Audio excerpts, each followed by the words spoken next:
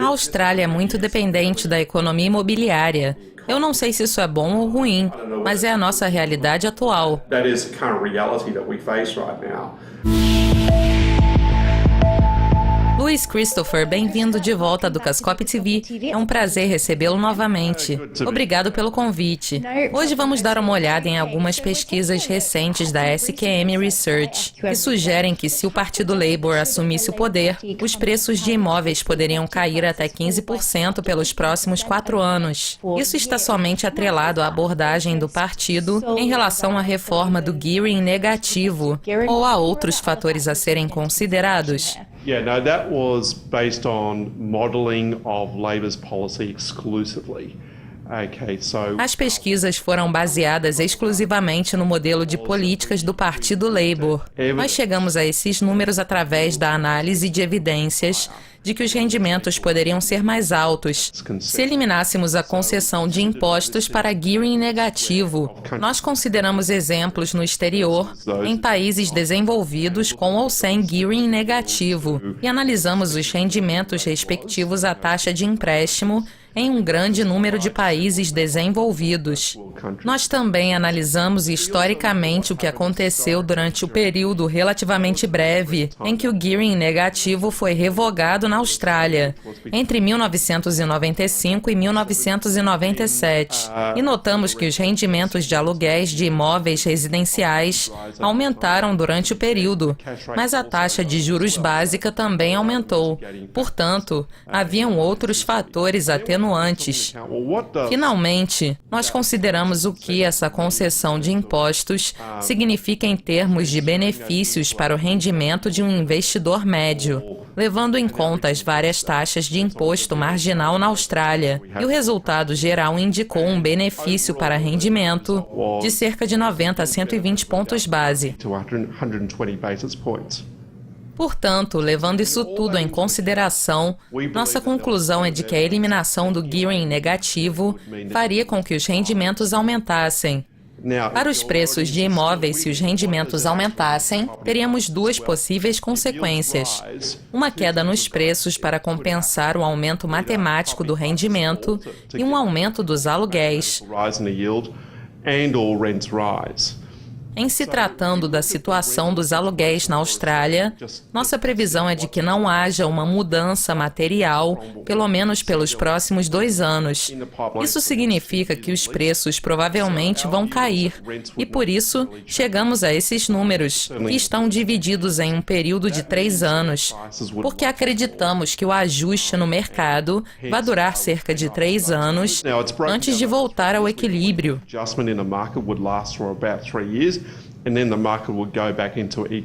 Para agências imobiliárias e aqueles que dependem da economia imobiliária, em termos de volumes de negócios, as notícias são ruins. Nossa expectativa é de que o volume de vendas de imóveis para o primeiro ano caia cerca de 17 a 20%, o que certamente teria um impacto material sobre os dependentes da economia imobiliária na Austrália, que abrangem um número significativo de subsetores da economia. Portanto, resumindo, a eliminação do gearing negativo causa um impacto, e todos os participantes do mercado precisam considerar todos os fatores que eu mencionei. Há prós e contras para essa medida. A acessibilidade dos preços certamente melhora, mas para aqueles que dependem da economia imobiliária, as notícias são ruins. Qual seria a sua recomendação alternativa para a reforma do gearing negativo? Nós sempre fomos a favor da reforma do gearing negativo. Em nossa opinião, se o Partido Labour quiser reduzir o risco de qualquer tipo de choque econômico ou perda de empregos na economia imobiliária, o gearing negativo precisa ser eliminado gradualmente. O nosso modelo sugere que a eliminação aconteça em um período de 3 anos para que os riscos para a economia sejam reduzidos.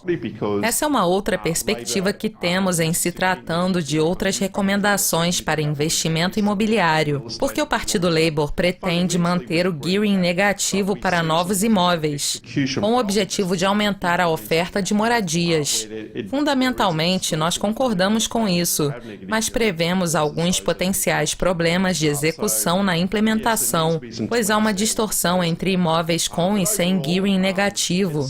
Portanto, são necessários alguns ajustes na política. Mas, em geral, apesar de sermos a favor da reforma tributária no mercado imobiliário, acreditamos que a melhor maneira de se fazer isso no longo prazo seria através da eliminação dos impostos de selo, que são altos na Austrália e chegam a até 7% do valor do imóvel.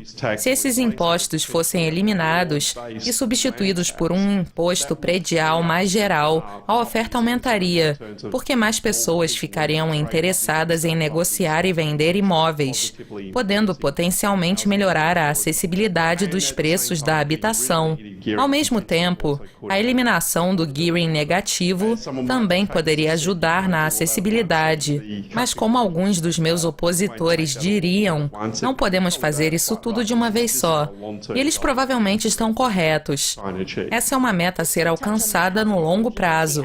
Em se tratando da acessibilidade dos preços da habitação, nós sabemos que em Sydney, por exemplo, o mercado imobiliário é muito aquecido. Será que há um argumento de que essa queda de 15% nos preços que você sugeriu, caso o Partido Labour assuma o poder, seja necessária para ajudar a esfriar um pouco os preços?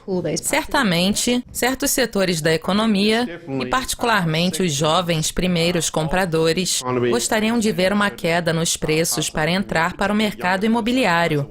Mas é preciso cautela, porque isso poderia acontecer de uma só vez e gerar uma onda de choque na economia. A Austrália é muito dependente da economia imobiliária. Eu não sei se isso é bom ou ruim, mas é a nossa realidade atual. Um choque desses poderia ser um pouco perigoso, considerando que a economia não está a todo vapor no momento.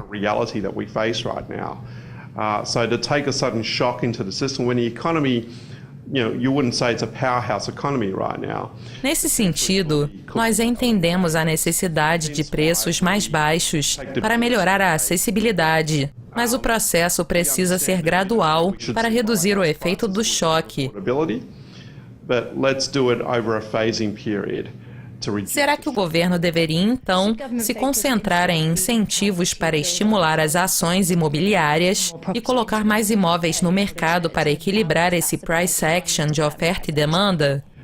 Sim, eu acredito que sejam necessários incentivos para aumentar a oferta de imóveis. E até o momento, pelos últimos 10 anos, os incentivos têm sido para a demanda de novos imóveis em centros urbanos. Isso não tem funcionado muito bem, porque as construtoras geralmente aumentam seus preços quando há um aumento na demanda. Idealmente falando, os custos das construtoras deveriam ser reduzidos, pois há muitos impostos sobre moradias sendo construídas na Austrália. Em New South Wales, por exemplo, os impostos poderiam chegar a $100 mil por casa, o que é muito dinheiro.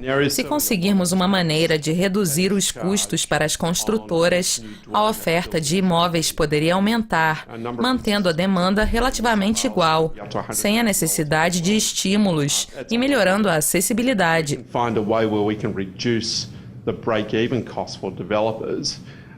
That may well increase the supply of property, and while at the same time keeping demand relatively equal, so without the need to stimulate demand, and therefore we've achieved our goal of improving affordability.